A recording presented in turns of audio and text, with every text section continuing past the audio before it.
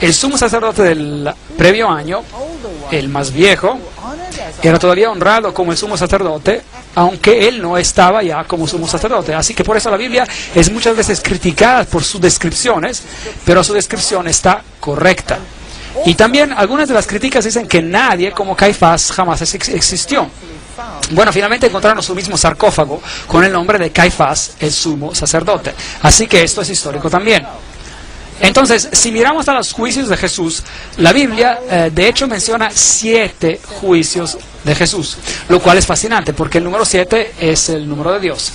Y uno no se puede dar cuenta casualmente al leer los evangelios, tiene que leer los 4 evangelios y tiene que asociar los acontecimientos en los evangelios muy cuidadosamente, porque no todos los juicios de Jesús se mencionan en todos los evangelios.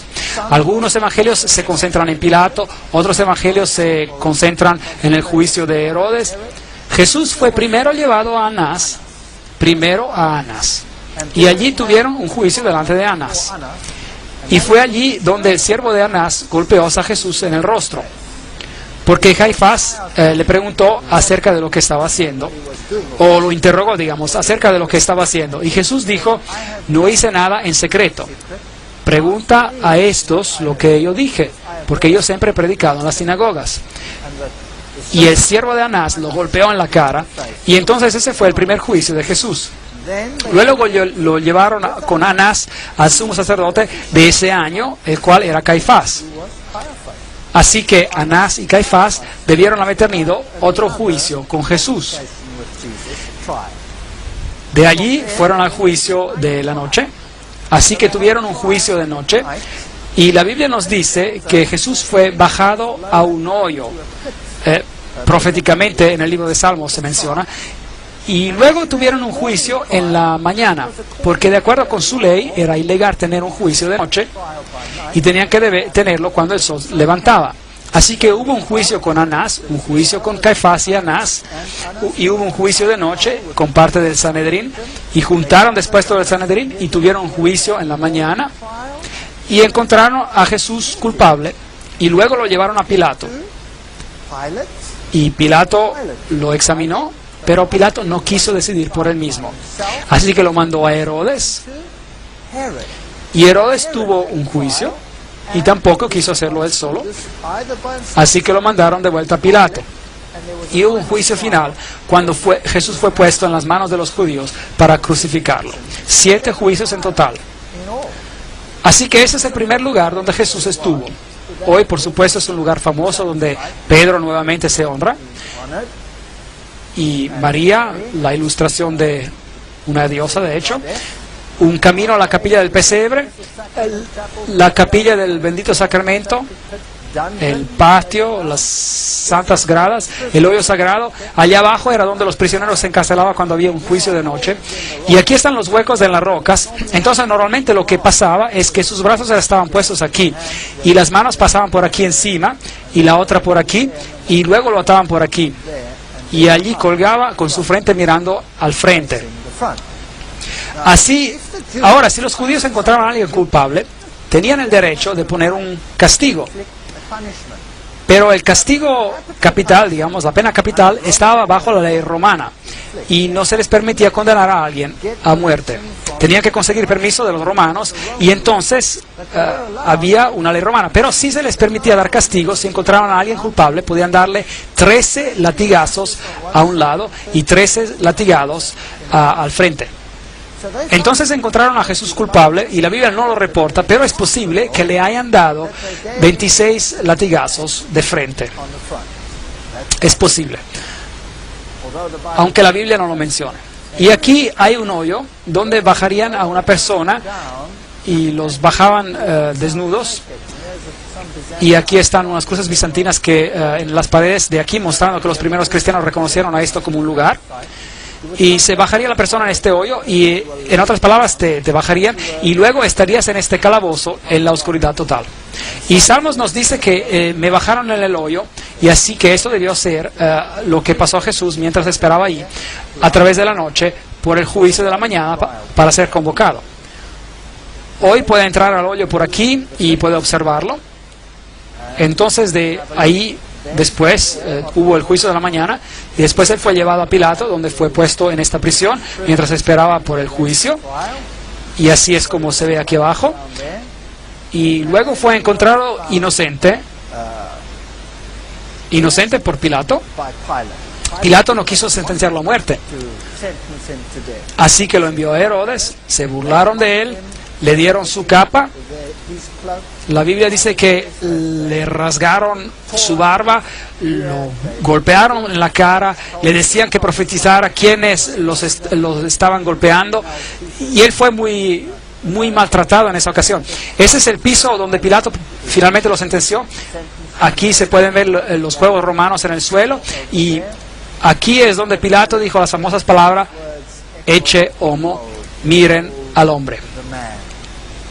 Y él estaba allí con una corona de espinas en su cabeza y había sido golpeado. De hecho, Pilato, la Biblia dice en su primer juicio que con Pilato lo habían golpeado para ganar la simpatía de los judíos. Esa es una cosa muy cobarde de hacer. Ahora, los látigos romanos consistían en 40 látigos menos uno.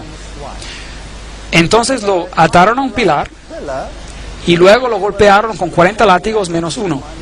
Y el látigo que usaron tenía un número de cuerdas y tenía pedazos de piedra o de metal al cabo de ellas. Y de hecho, muchas de las personas quienes eran sentenciadas a esos latigazos morían de los latigazos, solo a causa de los látigos, porque los látigos penetraban y abrían la piel, rasgaban la carne abierta. Y la historia nos dice que las personas que fueron golpeadas con esos látigos, a veces sus entrañas les colgaban, solo a causa de los latigazos. Así que ese era un tremendo castigo. Y luego, por supuesto, otra posibilidad es que lo latigaron 2 veces, porque cuando fue sentenciado culpable al final y sentenciado a ser crucificado, entonces se te latigaba otra vez antes de ser crucificado. La Biblia no nos dice si fue latigado en 2 ocasiones, pero es posible de que haya pasado. Ahora, ellos también reclaman de que Pilatos no existió.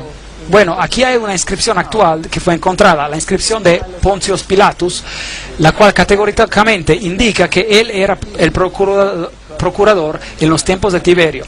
Así que bíblicamente y arqueológicamente no hay manera de que la historia bíblica sea negada. Así que algunos representan que el latigazo ocurrió de esta manera. Otros lo representan como siendo agachado sobre un pilar horizontal y lo latigaron de esa manera. La Biblia también dice que cuando le pusieron la corona de espinas y cuando pusieron una vara en su mano, que tomaron la vara y lo golpearon sobre la cabeza con ella. Pero el verbo griego usado nos dice que lo golpearon una y otra vez y otra vez. Así que el sufrimiento de Jesús fue enorme. La Biblia incluso representa que lo hirieron y que la herida era una gran herida. Una grande herida de arriba a abajo. Así que Jesús sufrió como ningún otro hombre ha sufrido por alguien o por ningún acto o por cualquier acto criminal en la historia de la humanidad. Y si Dios no hubiera mandado a un ángel para fortalecerlo, no lo hubiera logrado. Y por eso, cuando Él estaba en esa cruz, todavía perdonó a los que ejecutaban la sentencia. ¿Y por qué? Y la razón por la cual Él murió tan rápidamente, mientras otros que colgaban ahí por más tiempo se les tuvo que quebrar sus piernas. Porque esa era la manera que ellos tenían de asegurarse de que se quedaran esas personas en la cruz y no se bajaran. Vea, si ellos hubiesen quedado en la cruz en el sábado, en el día viernes, es decir, y no hubiesen morido ese viernes, entonces les rompieron las piernas, porque si no, en el día de sábado hubieran podido bajar de la cruz y eso hubiera sido un desastre, porque nadie los hubiera podido agarrar el sábado. Así que una historia horrible en esos tiempos antiguos. Y luego dice la Biblia, lo llevaron a Golgotá, y ahora esa es la calle famosa, la Vía Dolorosa, donde debió haber pasado. Y de acuerdo con la Biblia, Él fue llevado afuera de la ciudad. Y eso significa que Él debió haber bajado por esta calle y salió afuera de esta puerta que se llamaba la salida de las ovejas. Y debió haber subido allí. Y eso tendría sentido, porque la puerta de las ovejas es donde los sacrificios se llevaban afuera de la ciudad para ser quemados.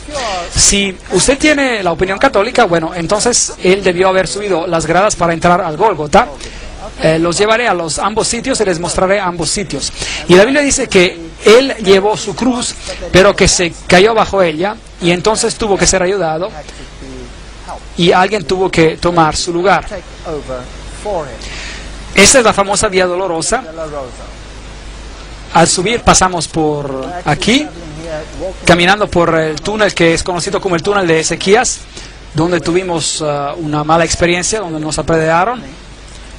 Y aquí es el famoso sepulcro católico, o la iglesia famosa, donde reclaman ser el Golgotá. Ahora, afortunadamente para los católicos romanos, todo encaja en una iglesia. El lugar donde la cruz se encontraba, más el lugar donde está el sepulcro. Todo en una iglesia, muy conveniente para los peregrinos. En el lado de aquí tienen una plaqueta, tienen granadas y pomelos. Las granadas y los pomelos exactamente como lo tenían en los templos de Baal, exactamente lo mismo. Muy interesante las anomalías paganas en este lugar. Cuando entra a esta Gólgota católica tiene varias urnas colgando con las sales santas. Tiene de nuevo la famosa piedra. Aquí está un hombre besando esta piedra.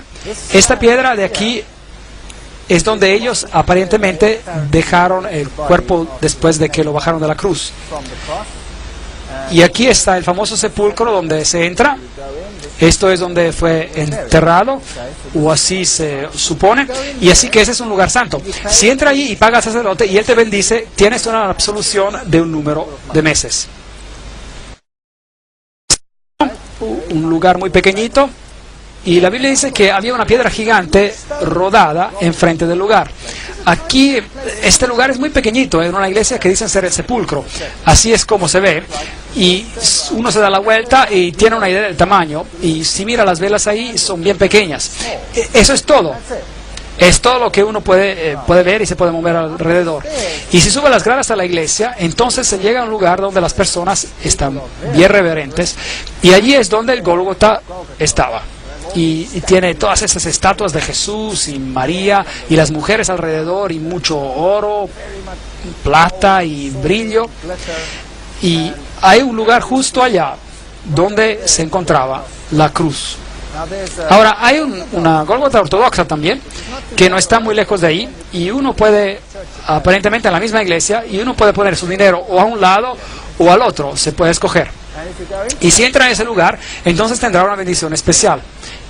Es algo que una persona no tiene que perder, así que mi amigo y yo nos fuimos ahí a ver qué era.